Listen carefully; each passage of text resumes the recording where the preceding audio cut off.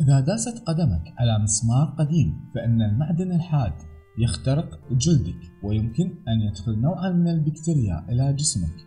بمجرد دخول هذه البكتيريا تبدأ بإفراز سموم داخل الجسم، والتي تؤدي بمرور الوقت إلى تصلب المنطقة حول الجرح.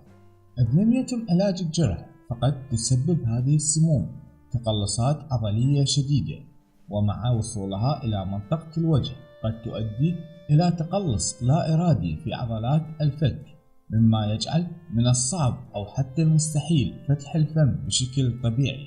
لتجنب انتشار العدوى وتأثير هذه السموم، من الضروري الحصول على الحقن المناسبة مثل حقنة التيتانوس خلال أول 48 ساعة بعد الإصابة، حيث تساعد على تحييد السموم وتقليل خطر حدوث التقلصات العضلية.